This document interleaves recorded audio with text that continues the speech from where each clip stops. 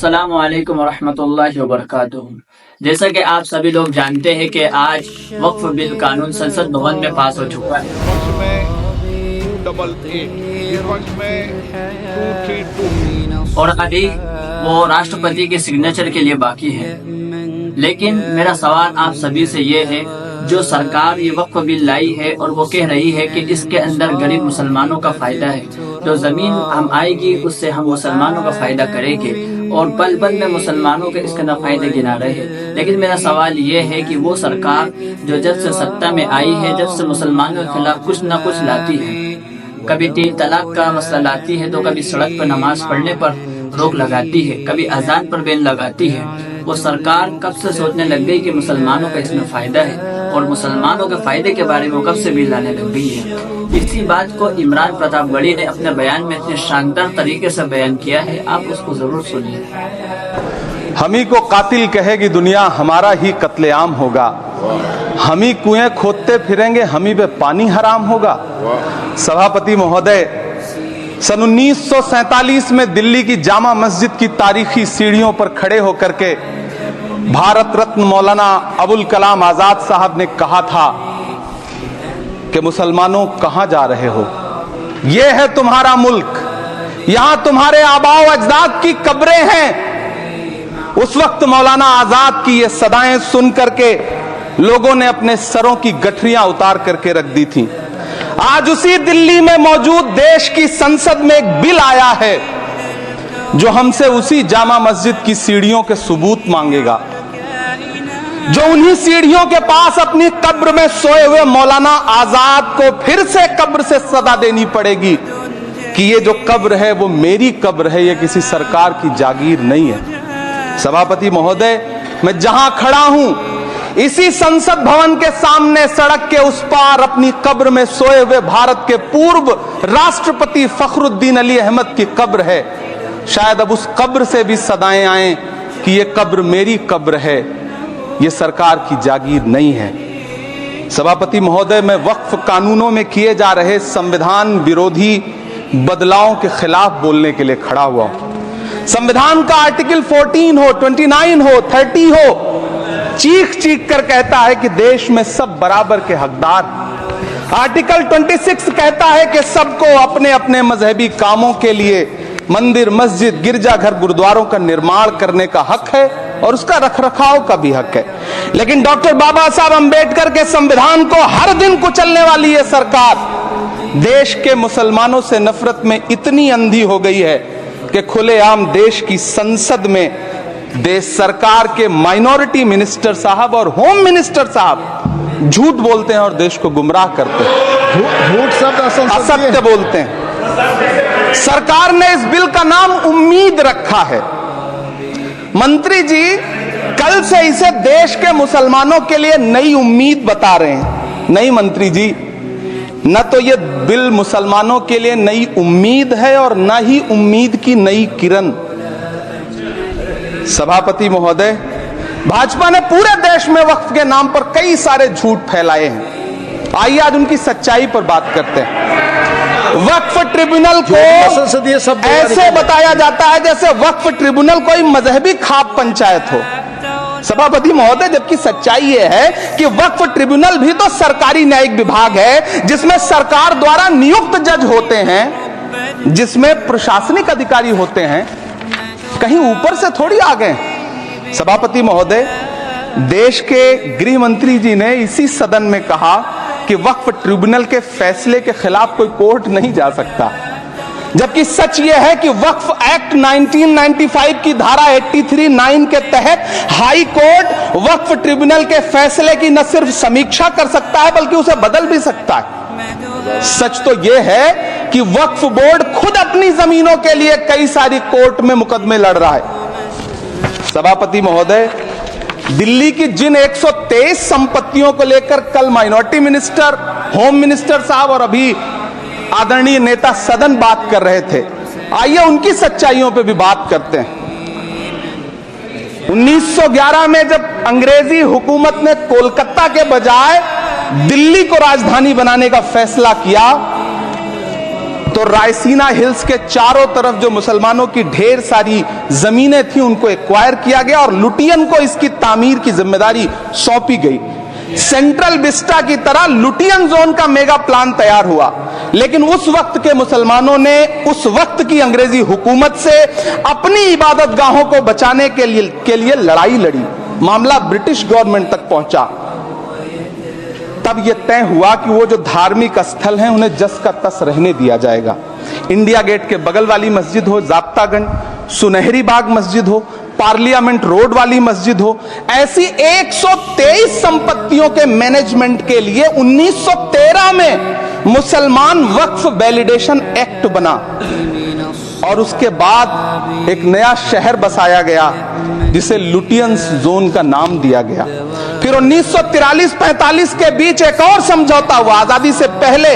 उसके तहत काफी सारी वक्फ जायदादों को सुन्नी मजलिस औकाफ बनाकर उसके अंडर किया गया ताकि उसकी देखरेख की जा सके। गृह मंत्री जी 2 दिन से सदन में जो बात कह रहे हैं वो दरअसल 123 संपत्तियां उसी सुन्नी मजलिस औकाफ के तहत आती है। सभापति महोदय, आजाद भारत आजाद हुआ।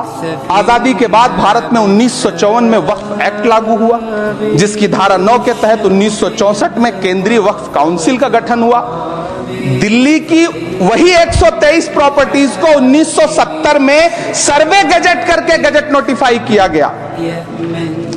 इसके निपटारे के लिए पूर्व प्रधानमंत्री इंदिरा जी के द्वारा 1974 में एक बर्नी कमेटी बनाई गई। बर्नी कमेटी ने 1976 में इन 123 संपत्तियों को दिल्ली वक्फ बोर्ड की संपत्ति होने की रिपोर्ट सौंपी। उस रिपोर्ट के आधार पर 1984 में कांग्रेस सरकार ने उन 123 प्रॉपर्टीज को दिल्ली वक्फ बोर्ड को सौंपने का फैसला किया, जिसके खिलाफ विश्व हिंदू परिषद कोर्ट गई। मामला 2011 तक पेंडिंग रहा। फिर 2011 में कोर्ट ने सरकार को आदेशित किया कि इसका निपटारा करो। तब 2013 में तत्कालीन यूपीए सरकार ने दिल्ली की उन्हीं 123 जायदादों को बर्नी कमेटी की सिफारिशों के मुताबिक वक्फ बोर्ड के हवाले किया।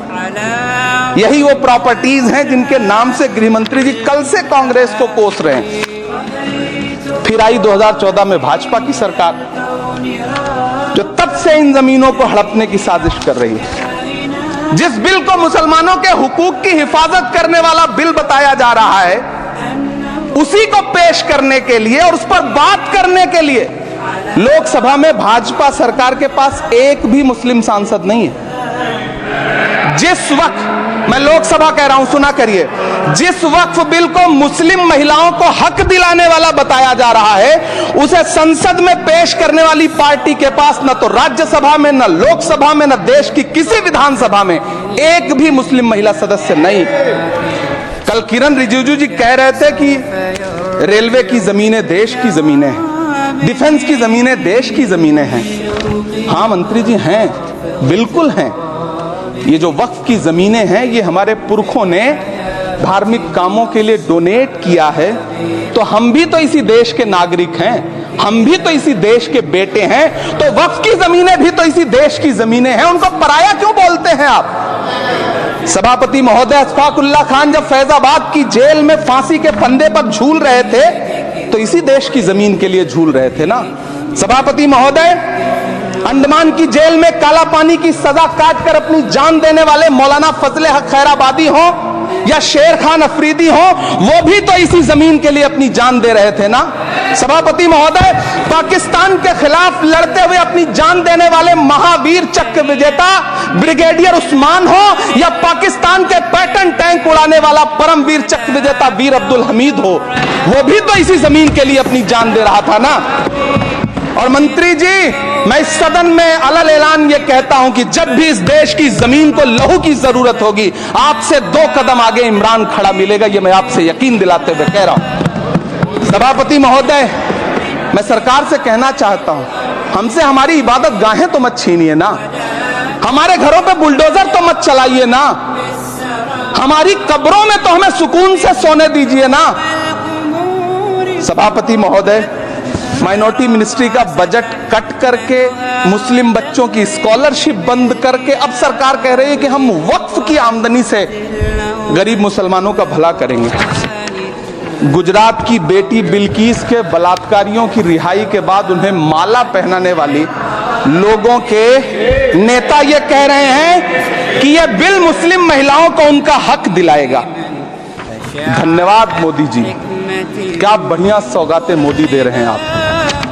पहले हमें गुजराते मोदी दिया, आप सौगातें मोदी दे रहे हैं। लेकिन यह सरकार इतना याद रखे कि इसी ठसक के साथ देश की संसद में सीए का कानून भी लाया गया था और कहा गया था बड़े बड़े भाषण देकर के कि पड़ोसी देशों से हिंदू भाइयों को ला करके यहां नागरिकता दी जाएगी। लेकिन मैं आपके संज्ञान में लाता हूं सर कि पिछले इतने दिनों में इनसे नागरिकता लेने के लिए 2000 व्यक्ति भी नहीं आए, जबकि इसके उलट इन्हीं की सरकार में पिछले 10 साल में 15 लाख से ज्यादा भारतीयों ने भारत की नागरिकता छोड़ करके दूसरे देश में जाकर के बस गए।